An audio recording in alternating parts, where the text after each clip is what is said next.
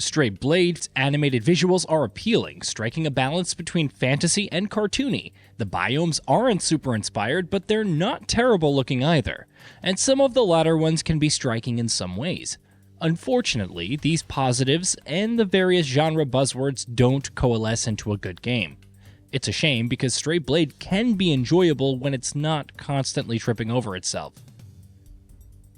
The story concerns Farron, a supposedly low-class explorer venturing to Akrea, the Lost Valley. After messing with something that they shouldn't have, they die. Not long after, they're suddenly revived without any clue what happened and a mysterious stone in their chest.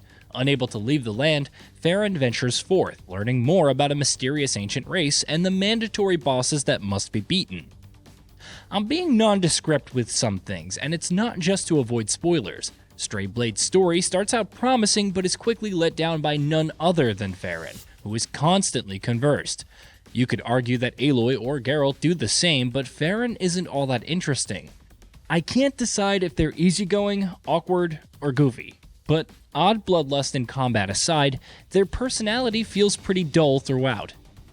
Sooner or later, Farron runs into Boji, who is searching for his master. While his motivations are interesting enough, backed by solid voice acting and decent lore drops, Stray Blade thinks it's necessary to have Boji stop and speak to you whenever he needs to talk. No conversations on the go. Stay a while and listen instead. However, when it happens a half a dozen times in minutes, I just start spamming skip to get back to the game. Even worse is that Farron's dialogue seems to deteriorate further after meeting Boji. Expect to hear about the living backpack a lot, which is and never will be funny.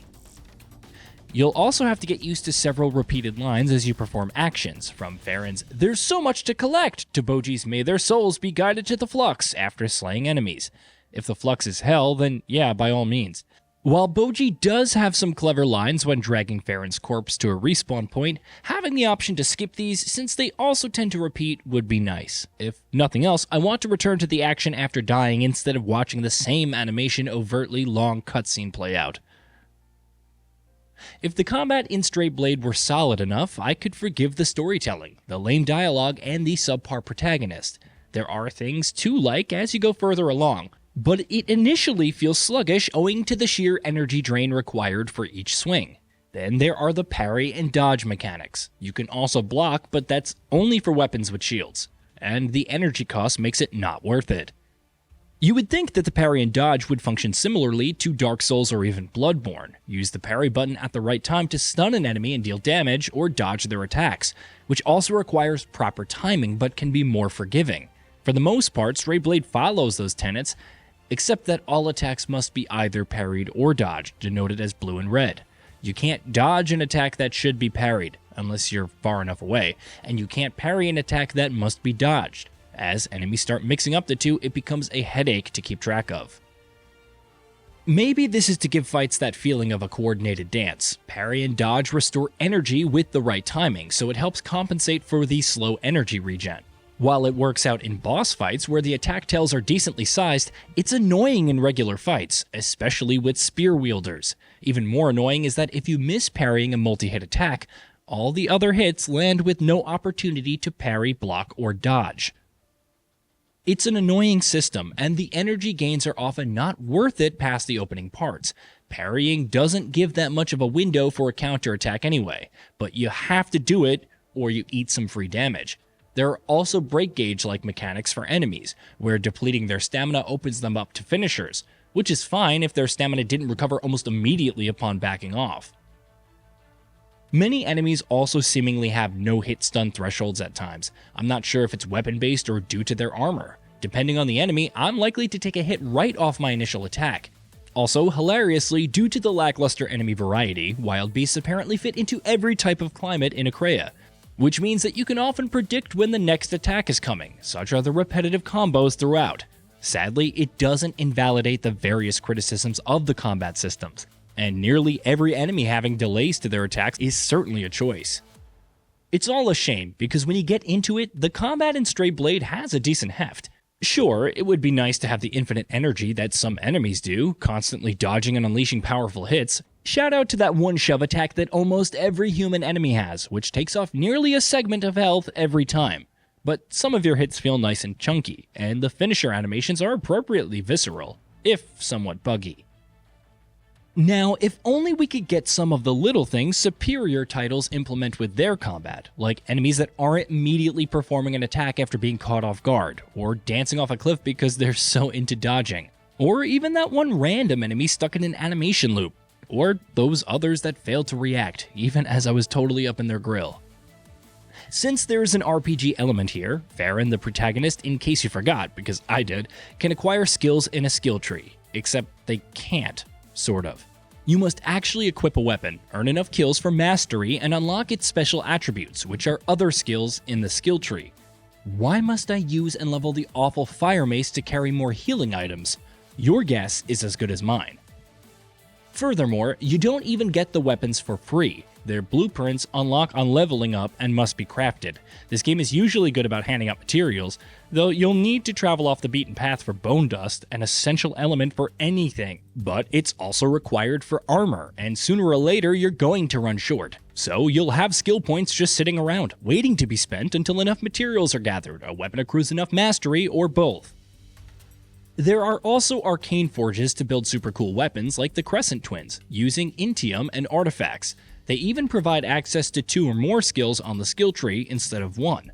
Oh, and if you somehow forget how to reach the one arcane forge, don't worry, you'll probably never find another one, so it's all moot. As weapons gain mastery, they also unlock rune slots, allowing you to attach temporary buffs like restoring health on finishers, more critical hit chances, and increased weapon XP per kill. You also gain access to its special skill, which ranges from decent, see the Assassin Blade's 2-hit attack, to questionable, like that one sword and shield rising uppercut that deals damage into a falling stab that does nothing. You can't swap skills on similar weapon types with each other. When you're not in combat, exploration can be fun. There are all kinds of nooks and crannies providing some interesting lore. The latter also grants lore points, which are necessary to increase the duration of runes and upgrade Boji's skills, including Arcane Blast to stun enemies and a chance to revive Farron on the spot. There's some platforming and almost no puzzles, but admiring the environment and learning more about the world can be a nice change of pace. Along with Acrean Trees of Life, which don't heal you and only serve as checkpoints if you die, but also require manual activation, there are giant fungi which act as fast travel points. There are never quite enough of the latter, so you'll often have to do some hefty backtracking to reach places. On the one hand, the Souls-like equivalent of a bonfire with every tree of life serving as a fast travel point and heal station would have been ideal. Some Metroid-style games keep the fast travel points and save rooms separately. In the case of Stray Blade, I would have preferred the bonfires just cut down on the time that I had to deal with enemies. As you defeat generals, Farron also learns some traversal skills, including a teleport and a slam that creates path from molten rocks. Both look cool, though the former is susceptible to breaking. You need to target a point and teleport to it, then to the next, which is fine. Sometimes you can't lock on, and manually targeting it does nothing, leaving you stuck in some places. Both skills are usable in combat, and while it's cool at first to teleport to a target to catch them by surprise, it'll mostly open you up to free hits. However, the slam does some decent stamina damage. Oftentimes, I would slam, then use Boji's Arcane Blast to nearly deplete an enemy's stamina and then finish them. While it sounds like a fun mechanic, it's more to circumvent some annoying enemies later. Overall, the world is pretty sizable, and there are plenty of things to discover, even if you don't care about the story, and rest assured it's skippable. Some areas suffer from being just a little more than backdrops for planned stretches of combat, instead of lending some nuanced mechanics of their own, but the traversal skills do make up for it at times. The world does tend to change as you progress further, but all I really noticed were more difficult enemies popping up in some previously peaceful areas. By then, I had just given up on fighting them and running. Yes, the combat had become that tedious by then. Stray Blade is a game that could have been something more. With additional polish, it could at least be more fun to play, ensuring smoother exploration and less problematic enemies.